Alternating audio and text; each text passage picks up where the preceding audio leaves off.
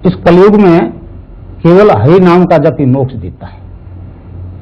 ये हरि नाम के जप की जो आराधना हमारे दर्शन ने निश्चित की है, वह सृष्टि उत्पत्ति के मूल आधार को मान करके सारे संसार के धर्म शब्द से सृष्टि की उत्पत्ति मानते, मतलब शब्द ब्रह्म से परब्रह्म की प्राप्ति, अपरा से परा में रूपांतरित हो जाना।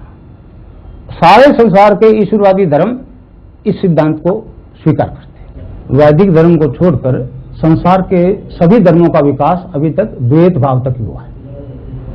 ईश्वर एक अलग सत्ता, मनुष्य एक अलग सत्ता। परंतु वेदांति कहता है ये तो एक भ्रम है, मनुष्य से बाहर ईश्वर का कोई अस्तित्व ही नहीं है। मनुष्य के पूर्ण विकास का नाम ही ईश्वर है। इस संबंध में गीता के 13वें अध्याय में 22वें श्लोक में भगवान श्री कृष्ण ने मनुष्य शरीर की व्याख्या करते हुए कहा है कि मनुष्य इस शरीर में स्थित हुआ भी पर है, त्रिगुणातीत है, ईश्वर है, परंतु वह प्रारब्ध कर्मवश कर्ता, भर्ता, भोक्ता, अनुमंता इत्यादि के हिसाब से संसार में व्यवहार कर रहा है। और अंत में फिर कहा है कि सच्चाई यह है कि वो परमात्मा है। तो इससे ये बात बिल्कुल स्पष्ट होती है कि मनुष्य योनि में अपने उस उच्चतम विकास को प्राप्त कर सकता है।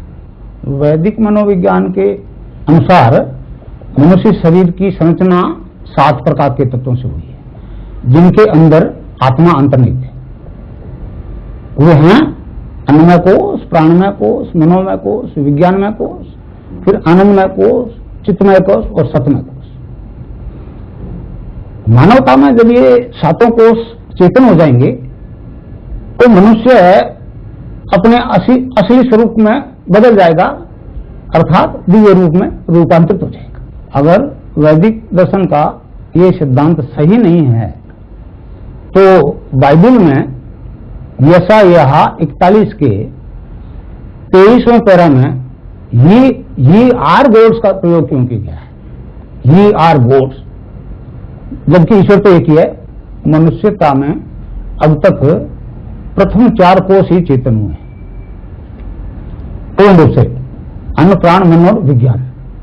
जब ये 4 कोश 7 में से चेतन हो सकते हैं तो बाकी 3 कोषों के चेतन करने का कोई न कोई तरीका निश्चित रूप से होगा। तो उन्हीं बाकी 3 कोषों को, सत प्लस चित्त प्लस आनंद, सचिदानंद को चेतन करने का काम केवल वेदांती ही कर सकते हैं।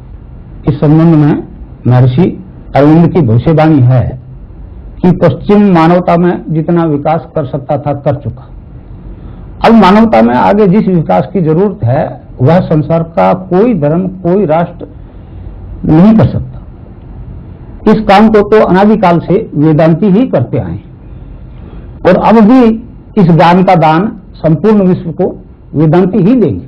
शक्तिपात दीक्षा से जब साधक की कुंडलिनी जागृत हो जाती है तो वह साधक का शरीर, मन, प्राण, बुद्धि अपने स्वायत्त कर लेती है, अपने अधीन कर लेती है। और वह शक्ति सभी प्रकार की योगिक क्रियाएं जैसे आसन, बंद, मुद्राएं, प्राणायाम इत्यादि सब अपने नियंत्रण में करवाती है, सीधा अपने अधीन करवाती है। साधक का उसमें कोई प्रकार का हस्तक्षेप काम नहीं करता। साधक तो आंख बंद किए आज्ञा चक्र पर गुरु का ध्यान करता है और गुरु ने जिस मंत्र को जपने की बात कही है उसका मानसिक जप करता है। बाकी सारी योगिक क्रियाएं सीधा उस सत्ता से, जगत जननी के द्वारा संचालित होती है। जब साधक की कुंडलिनी जागृत हो जाती है तो साधक सभी प्रकार के मनोरोगों, शारीरिक रोगों से पूर्ण रूप से मुक्त हो जाता है। यही नहीं, साधक सभी प्रकार के नशों से भी पूर्ण मुक्ति पा जाता है। और मानवता में जो ये विकास होता है वो एक ठोस दार्शनिक सिद्धांत के आधार पर होता है। साधक सभी प्रकार के मनोरोगों से मुक्ति एक दार्शनिक सिद्धांत के आधार पर पाता है। हिंदू धर्म में जो मंत्र दीक्षा दी जाती है, साधक जब उसको निरंतर जपता है तो उससे साधक को एक इंद्रिया अतीत दिव्य आनंद निरंतर बना रहता है। और इस दिव्य आनंद के निरंतर बने रहने के कारण से साधक का मानसिक तनाव पूर्ण रूप से शांत हो जाता है और सभी प्रकार के मनोरोग जैसे high blood pressure, low blood pressure, उन्माद, पागलपन इत्यादि सभी बिना ही दवाई के शांत हो जाते हैं। इस दिव्य आनंद को भारतीय संतों ने नाम खुमारी की संज्ञा दी है, नाम हरि नाम की खुमारी। इस संबंध में नानक देव जी महाराज ने कहा है, भांग धतूरा नानका उतर जाए प्रभात, नाम खुमारी नानका चढ़ी रहे दिन रात। हरि नाम की खुमारी रात दिन चढ़ी रहती है। इस संबंध में कबीरदास जी ने भी कहा है, नाम अमल उतरे न भाई। नाम का नशा उतरता नहीं है और अमल छिन छिन चढ़ उतरे, नाम अमल दिन बढ़ा सवाया। भगवान श्री कृष्ण ने इस दिव्य आनंद को, इंद्रियातीत आनंद को मतलब एक अक्षय आनंद की संज्ञा दी है। जब हरिनाम के जब से साधक को आनंद आने लगता है, उसे कृष्ण ने ईश्वर ध्यान जनित आनंद कहा है। तो इस प्रकार जब दिव्य आनंद आने लगता है तो मेंटल टेंशन पूर्ण रूप से खत्म हो जाता है। इस दिव्य आनंद का वर्णन भगवान श्री कृष्ण ने गीता में बड़ा विस्तार से किया है। इस संबंध में गीता के 5वें अध्याय के 21वें श्लोक में तथा 6ठे अध्याय के 15वें, 21वें, 27वें एवं 28वें श्लोक में भगवान कृष्ण ने इस दिव्य आनंद को बड़े विस्तार से समझाया।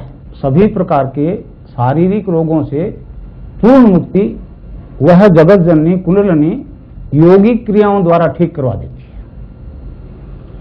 साधक का जो अंग बीमार होता है उसी की कसरत होती है, वही मसल स्टोन होते हैं। जो बीमारी है दूसरी प्रकार की क्रियाएं नहीं होती, क्योंकि वो जगत जननी सब जानती है कि इसको क्या रोग है।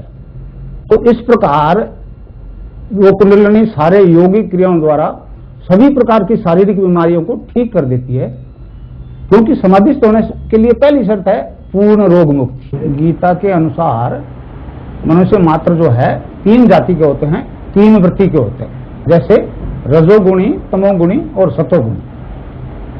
तो जो ही शक्तिपात दीक्षा से कुंडलिनी जागृत हुई, रजोगुण और तमोगुण पूर्ण रूप से शांत हो जाते हैं और उसके संबंधित खान पान जितने भी हैं उनसे आंतरिक घृणा हो जाती है और सभी प्रकार के नशों से पूर्ण मुक्ति मिल जाती है।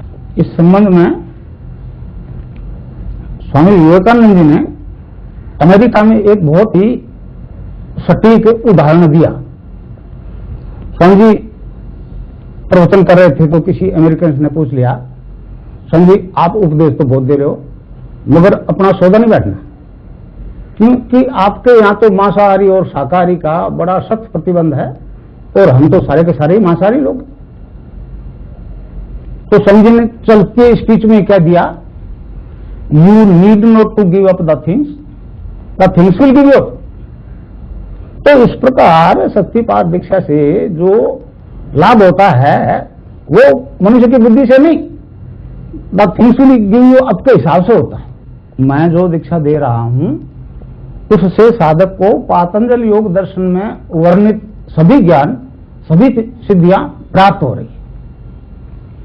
पातंजल योग दर्शन में प्रातिक ज्ञान जब प्राप्त होता है तो साधक को अनिश्चित काल के भूत भविष्य की प्रत्यक्षानुभूति और साक्षात्कार होते हैं।